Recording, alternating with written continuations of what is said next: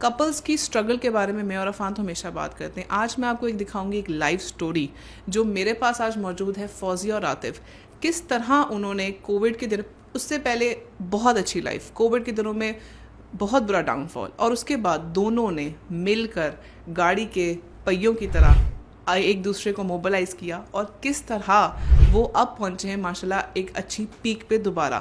جو جیسے ہم کہتے ہیں نا کہ life goes on, ups and downs, تو اس بارے میں بات کریں گے. اور بینگ اے کپل اور اسٹرگلنگ اور ایک ساتھ اور کس طرح پہنچے ہیں، تو آئے پوچھتے ہیں ان کی کہانی. جی فوزیہ. السلام علیکم. وعلیکم السلام. بتائیں بھائی کیا کہانی تھی؟ کہانی یہ تھی کہ میری شادی کو 13 سال ہو گئے تھے اور کووڈ آیا 2019 کے اینڈ پہ. تو 2020 کے مڈ میں جو تھا نا وہ گڈ بائی کہہ دیا جس کمپنی میں ملٹی نیشنل میں میرے ہسبینڈ کام کرتے تھے. ٹھیک ہے. تو وہ گڈ بائی مطلب اس وقت تھا جب جو لوگ جاب پہ تھے ان کی اپارچونیٹیز نہیں تھیں، کاروبار بند تھے. جی بالکل. ٹھیک ہے. اوکے. تو ہمارا میڈیکل فری تھا، پیٹرول کارڈ، گاڑی، جیسے بھی ملٹی نیشنل میں کوئی مسئلہ ہونا، زندگی چل تھی. بالکل کبھی نہیں سوچا تھا کہ زندگی میں اس طرح ہوگا. کووڈ آئے گا، پھر کووڈ کے یہ تھریٹس آئیں گے، یہ کبھی کسی نے نہیں سوچا تھا. اور جب جاب کوئٹ ہوئی تو مجھے اس وقت احساس ہوا کہ جو 18 سال کی محنت تھی ایک کمپنی میں، مختلف کمپنیز کو سرو کیا تھا، وہ ایک دم ہم زیرو پہ آ گئے. میرے بچے بھی، میں بھی، اور میرے ہسبینڈ بھی. گھر میں کوئی ارننگ سورس نہیں ہے، امیجن. اور کووڈ چل رہا ہے اور فیسیں ویسی چل رہی تھیں، فیسیں ویسی چل رہی ہیں، گھر کے اخراجات. تو ہم نے سب سے پہلے تو یہ کیا کہ ہم نے اپنے بچے اسکول سے ہم نے کہا کہ یہ کوئی انجینئر اور ڈاکٹر نہیں بن رہے جن کے لیے ہمیں فیسیں دینا پڑے. میں خود ماسٹرز ان انگلش ہوں اور ایجوکیشن ہوں، تو میں نے کہا میں گھر پہ پڑھا سکتی ہوں. ہم نے پہلا کام کیا کیا کہ ہم نے اپنے اخراجات کٹ ڈاؤن کیے. اور اس کے بعد میں نے کہا کہ ہم نے نوکری نہیں کرنی، ہم نے کاروبار کرنا ہے. کیونکہ 5 سال بعد پھر کسی اور کمپنی کو سرو کرتے، وہ پھر گڈ بائی کہہ دیتے، کوئی بھی کنڈیشن ہوتی، تو آپ ہر وقت ایک رسک پر ہیں. اور آپ جو کاروبار ہے وہ آپ کی نسلیں کھاتی ہیں.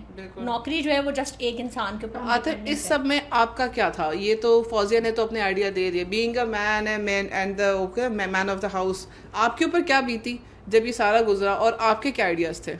اچھا، جیسے میم فوزی نے آپ کو پہلے بتایا کہ جس طرح خوبصورت لائف گزر رہی تھی نا، کبھی امیجن بھی نہیں کیا تھا کہ کووڈ بھی آئے گا اور میں جاب سے بھی چلا جاؤں گا. کیونکہ میرا سارا کیریئر یہ جو ملٹی نیشنل کمپنیز ہے ڈفرینٹ، ان کو میں نے سرو کیا ہوا تھا.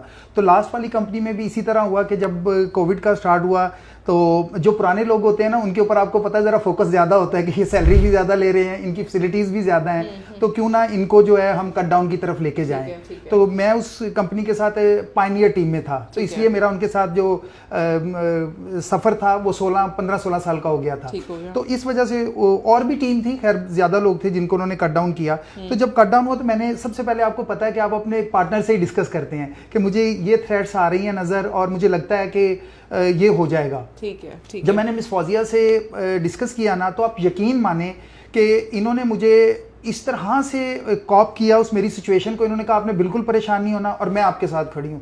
تو یہ جو گھر کے اندر آپ کی خاتون ہوتی ہے نا، یہ ٹرو سینس کے اندر یہ آپ کا جو ہے نا جو آپ کا واقعی لائف پارٹنر جیون ساتھی بھی ہوتا ہے اور وہ آپ کو بیک کرتا ہے. تو ٹرولی انہوں نے اسی طرح بیک کیا اور انہوں نے کہا کوئی مسئلہ نہیں، ہم اس کو مل کے جو ہے نا وہ اس سچویشن سے نکل جائیں گے. تو وہ جب سچویشن آئی تو پھر آگے جس طرح بتاتے ہیں تو ہم آپ کو آگے بتاتے ہیں کہ کیا ہو گیا. تو پہلے آپ اپنے کٹ ڈاؤن کی ایکسپینسز. بالکل، کیونکہ اگر آپ کٹ ڈاؤن کرتے ہیں نا ایکسپینسز تو سمجھے وہ بھی آپ کا ایک انکم سورس بڑھاتے ہیں آپ. ٹھیک ہے، بالکل.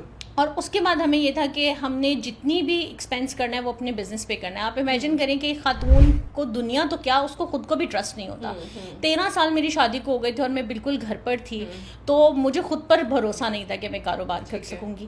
لیکن وہ جو ایک ہے نا کہ چڑیا باز سے لڑ جاتی ہے، ماں جو ہوتی ہے نا، تو وہ میرے 3 بچے ہیں. تو مجھے یہ پتا تھا کہ ان 3 بچوں کو جب اللہ نے مجھے دیا ہے نا، تو اس کا مطلب ہے ہمیں اس کا رسک بھی دے کے بھیجا ہے. اگر ہم کو نہیں مل رہا ہے اس کا مطلب ہے پرابلم ہم میں ہے، ہم ڈھونڈ نہیں رہے. تو ہمیں اس کو ڈھونڈنا تھا. میں پوری رات، میں نے بایولوجی نہیں پڑھی ہوئی، بٹ میں فوڈ کے کام میں آئی اور مجھے لگا کہ جو اسپائسیز ہے نا وہ امیونٹی، اس وقت کووڈ میں آپ کو پتہ ہے امیونٹی کی بات ہو رہی تھی. امیونٹی نہیں ہے وہ مر گیا، امیونٹی نہیں ہے اس کی زیادہ حالت خراب ہو گئی. بہت ویڈیوز بنائی تھی میں نے عرفان نے. بالکل بالکل.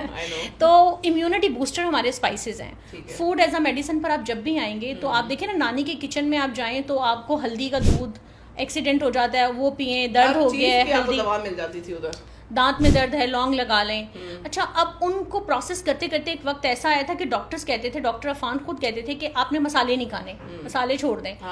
وہ بیسکلی مسالوں میں پرابلم نہیں تھا کیونکہ یہ مسالے ہم شجر سے حاصل کرتے ہیں اور شجر جو ہیں وہ ہمیشہ سجدے کی حالت میں رہتے ہیں, قرآن میں ہے. تو these are holy spices. Problem کہاں ہے؟ جب انسان اس میں ملاوٹ کرتا ہے, انسان اس کے پروسیسز خراب کرتا ہے. تو ہم نے جب دیکھا تو پاکستان میں جتنی سرخ مرچ اور ہلدی پروسیس ہو رہی ہے وہ زمین میں اوپن فیلڈ پہ پھیلائی ہوتی ہے, تو اس میں ہر طرح کی کنٹامینیشن ہوتی ہے. جب اوپن فیلڈ میں آپ ایک ہلدی کو پھیلا دیں گے تو اس میں ہر طرح کا اسٹرے اینیملس پھر رہا ہے, اس کا فضلہ ہے, اوپر سے ڈسٹ پارٹیکلز ہیں.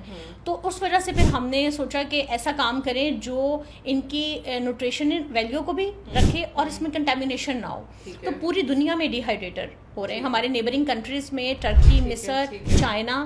تو ہم نے پھر ڈی ہائیڈریٹڈ اسپائسز کا, جی ہربس اور اسپائسز, تو اس کے پھر ہم نے گرینیز کچن, مطلب نانی اور دادی کا کچن, جس میں محبت بھی تھی. تھا کہ وہ نانی اور دادیوں کے زمانے سے جو ترکیبیں چلتی آ رہی ہیں آج کل کے ماڈرن دور میں آپ نے کس طرح ڈی ہائیڈریٹ کر کے فیوژن کیسے ہے, مطلب نانی اور دادی کی ریسیپیز ہیں, ماڈرن ٹیکنیک ہے ڈی ہائیڈریٹر کی, اس کو ہم نے فیوژن کیا اور ہم نے برانڈ لانچ کیا اپنا. That's great. تو اور اس سب میں آپ کو سپورٹ تھی آپ کے ہسبینڈ کی بہت ساتھی؟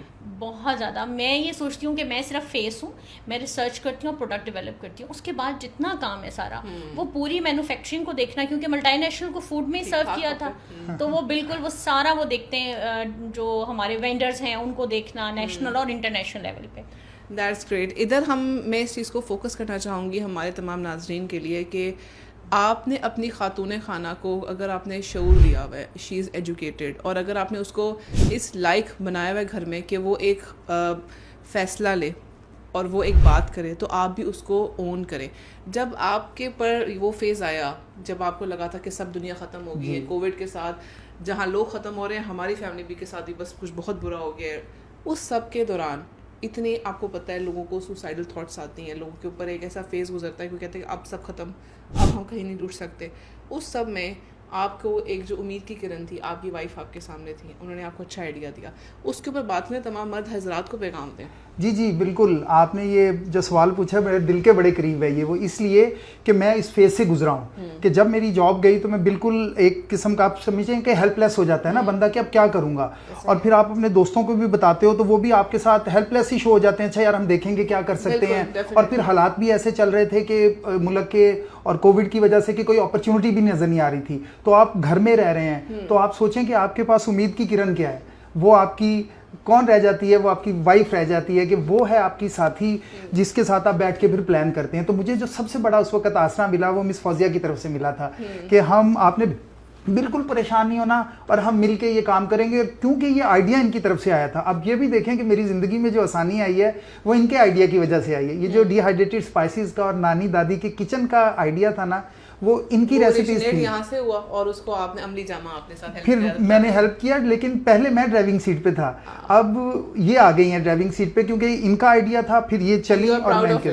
I am proud of her, اور میں اس کو بھی پراؤڈ سمجھتا ہوں کہ یہ ان کی طرف سے بزنس سٹارٹ ہوا, اور ہمارے بچے جو اب اس بزنس کے اندر آ رہے ہیں تو یہ سوچیں کہ ہم پہلے سوچتے تھے کہ یہ جاب کیا کریں گے, کیونکہ ہماری دونوں فیملیز کے اندر کسی بھی بندے نے بزنس نہیں کیا تھا, سارے ہی جاب کر رہے تھے. تو ہم اپنی فیملی میں پہلا پیئر ہے جو کہ بزنس کی طرف موو ہوا ہے. تو اب ہمارے بچے بھی ہماری وہ بزنس کی لینگویج کو سن کے یہ پلان کر رہے ہیں کہ اب ہم نے کیسے کام کرنا ہے. تو یہ کتنی بڑی سکسیس ہے, یہ پوری نسل کی جو ہے وہ سوچ چینج ہو گئی ہے. تو credit goes to my wife. Fauzia, اب آپ پیغام دیں ان خواتین کے لیے جو گھروں میں بیٹھی ہیں اور وہ سمجھتی ہیں کہ ہم کیا کریں, ہم تو کچھ بھی نہیں کر سکتے اور بس اپس اینڈ ڈاؤن سب پہ آتے ہیں, ان خواتین کے لیے آپ پیغام دیں. دیکھیں ہم نے دیکھا ہے کہ بچیاں میٹرک یا ایف اے ابھی یہ پاس ہو جاتی ہیں تو وہ کہیں نہ کہیں جاب کر لیتی ہیں, کیونکہ ان کو اپنے والد کو سپورٹ کرنا ہوتا ہے. تو جب شادی ہو جاتی ہے تو پھر اپنے بچوں کے والد کو سپورٹ کرنا بھی آپ کے لیے آپ کے گھر میں آسانی لے کر آتا ہے. تو اپنی سب سے پہلے تو اپنے اندر کی خصوصیت کو جانیں, اپنے اوپر اعتماد لے کر آئیں, اور اگر آپ اپنے پارٹنر کو ہیلپ کر رہی ہیں تو یہ ایسے ہی ہیلپ ہے جیسے آپ یاد کریں تو آپ نے اپنے والد کے ساتھ کی تھی ہیلپ, تو وہ بڑا پازیٹیو ایک اورا بن جاتا ہے گھر میں, اس میں گیپس نہیں آتے. اتنے عرصے میں ہم 4 سال ہو گئے ہم بزنس پارٹنر ہیں, تو we are still very friendly, down to earth, اور ہماری اپنی اپنی جاب رسپانسبلٹیز ہیں, گھر کی بھی بزنس کی بھی, تو آپ اپنے اوپر بلیو کریں, اور اگر آپ کے ساتھ کوئی بھی مشکل میں اس کو اس مشکل سے نکالنے میں مدد کریں. اور یہ صدقہ جاریہ ہے. اگر آپ کسی کو اچھا مشورہ بھی دے رہے ہیں تو یہ صدقہ جاریہ ہے. اگر آپ کسی کی ہیلپ آؤٹ بھی کریں وہ صدقہ جاریہ ہے. اگر آپ کسی کے لیے دعا بھی کریں کہ اللہ تمہارے لیے آسانی کریں, یہ بھی صدقہ جاریہ ہے. یہاں پہ میں بات کروں گی کہ اسپیشلی میں اس کے اوپر بلکہ میں نے ویڈیو بھی بنائی تھی کہ آپ کی جو وائف ہوتی ہے وہ آپ کے لیے بہت لائل ہوتی ہے, اور یقین مانیں کیونکہ آپ ان کے بچوں کے والد ہیں, آپ ان کے ہسبینڈ ہیں, ان کے شریک حیات ہیں, اتنے عرصے سے آپ کا جو شادی کا ایک بندھن ہے اس کو آپ لوگوں کا چل رہا ہے. جتنا سنسیئرلی وہ آپ کے لیے, آپ کے گھر والوں کے لیے, آپ کے بچوں کے لیے وہ جسے کہتے ہیں فل ٹائم سوچتی رہتی ہے نا, وہ ایکچولی میں زیادہ لوگ آپ کے ارد گرد ہوتے ہیں, بہت ہوتے ہیں, فیملی والے ہوتے ہیں, لیکن جتنی سنسیئرلی وہ سوچتی ہے, یہ شاید میں خود وائف ہوں, ایک خاتون ہوں, میں اس چیز کو بہت اچھے سے سمجھتی ہوں.